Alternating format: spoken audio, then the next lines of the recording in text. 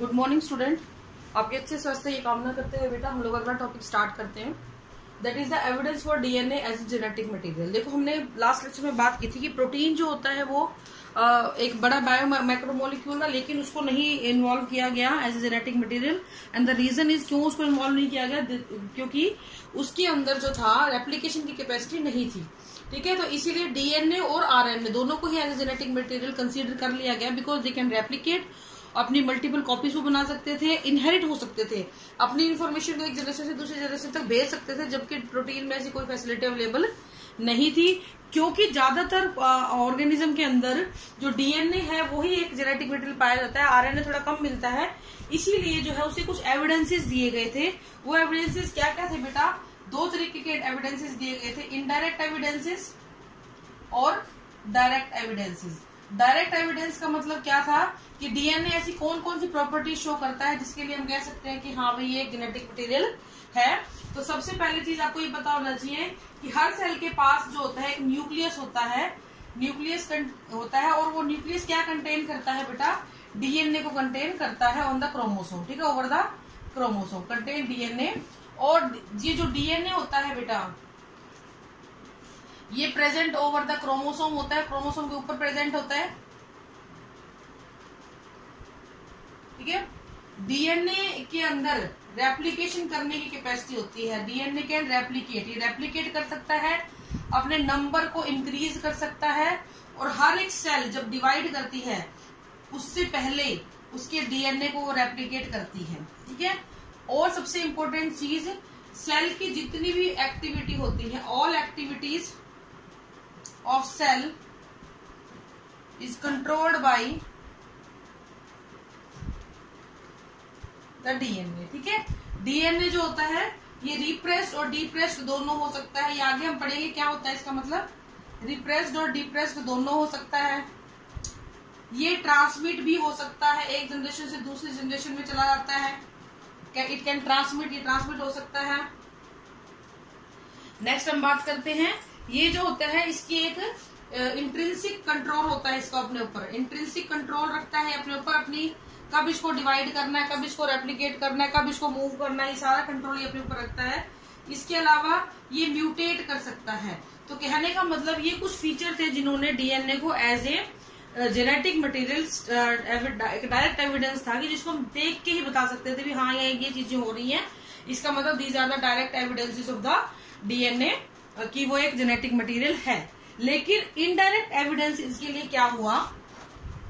Indirect evidences के लिए कुछ साइंटिस्ट ने कुछ एक्सपेरिमेंट्स परफॉर्म करके देखे, उनको हम एक एक करके एक्सप्लेन करेंगे बेटा, बहुत इंपॉर्टेंट है ये दोनों के दोनों। तो इनडायरेक्ट एविडेंस की बात अगर हम करते हैं, इनडायरेक्ट एविडेंसेस की अगर मैं बात करूं तो यहाँ पे दो तरीके के एक्सपेरिमेंट किए गए थे, ट्रांसफॉर्मिंग एक्सपेरिमेंट और ट्रांसडक्शन एक्सपेरिमेंट। ट्रांसफॉर्मेशन और ट्रांसडक्शन। ट्रांसफॉर्मेशन जो था वो दिया था बेटा बाय ग्रिफ्थ ने, इसको ग्रिफिथ एक्सपेरिमेंट भी बोला जाता है, ग्रिफ्थ एक्सपेरिमेंट। आज हम इसी की बात करेंगे बेटा, इन दोनों नामों से एक क्वेश्चन आता है। और ट्रांसडक्शन जो था by Hershey Chase, Hershey Chase. ये दो एक्सपेरिमेंट परफॉर्म किए गए थे और इन दोनों ही एक्सपेरिमेंट के द्वारा ये बताने की कोशिश की गई थी, ये बताने की कोशिश की गई थी कि जो भी ऑर्गेनिज्म होते हैं वो सभी के सभी जो होते हैं वो उनमें DNA as a genetic material अपने आप को एक्ट करता है। तो कहने का मतलब ये है कि इन्हीं को यूज करके हमने अपने एक्सपेरिमेंट्स के बारे में बात की थी, हर्शे और चेज और गिब्स एक्सपेरिमेंट। ठीक है, तो आज मैं इसी की बात करूंगी बेटा, ट्रांसफॉर्मिंग एक्सपेरिमेंट्स की। इन्होंने किया क्या था?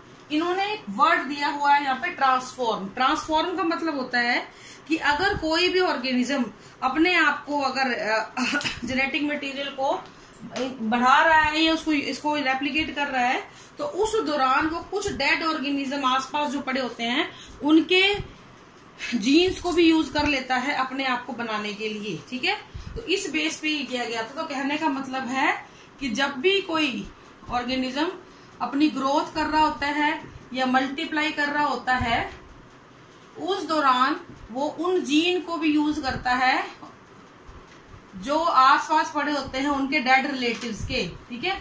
तो इस एक्सपेरिमेंट के द्वारा ये प्रूफ किया गया। ये जो एक्सपेरिमेंट था ग्रिफ्स ने दिया था 1928 में। यहाँ पे जो एक्सपेरिमेंटल मटेरियल यूज किया गया वो क्या यूज किया गया था बेटा? वो यूज किया गया था बैक्टीरिया, स्ट्रेप्टोकोकस न्यूमोनियाई, इसकी 2 स्ट्रेन यूज की गई थी बेटा, R2 और S3, ठीक है। R2 और S3 ये रफ कॉलोनीज, R रफ के लिए रखा गया, S स्मूथ के लिए रखा गया, ठीक है। ये वायरुलेंट थे, यानी कि ये डिजीज कॉज करते थे, ये निमोनिया कॉज कर देते थे। ये रफ कॉलोनीज थी, इनकी सरफेस इनकी रफ थी, इनकी स्मूथ थी। ये नॉन वायरुलेंट थे। अगर किसी भी ऑर्गेनिज्म में ये एंटर करेगा तो ये निमोनिया कॉज नहीं करेगा और ये करेगा। और इसके अलावा बैक्टीरिया, पहला experimental material bacteria, Streptococcus pneumoniae, इसके 2 स्ट्रेन R2 और S3, ठीक है। इसके बाद उन्होंने यूज किया एक चूया, माइस, ठीक है। इन दोनों को यूज करके उन्होंने अपने एक्सपेरिमेंट को परफॉर्म किया। वो कैसे किया वो मैं आपको बता रही हूँ, आप देखिए जरा थोड़ा ध्यान से। इन्होंने क्या किया बेटा, एक सेटअप लगाया।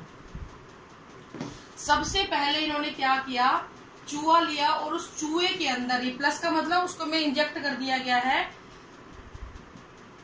लाइव R स्ट्रेन को डाला गया, तो कोई डिजीज नहीं हुई। तो चूहे जो थे, माइस जो थी, वो सरवाइव कर गई, ठीक है। सर्वाइव्ड, नो डिजीज, कोई डिजीज नहीं हुई। इसी तरह दूसरा चूहा लिया, उसके अंदर जिंदे S3 डाले,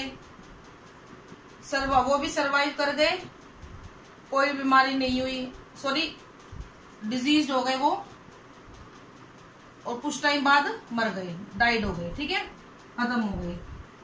नेक्स्ट फिर क्या हुआ बेटा,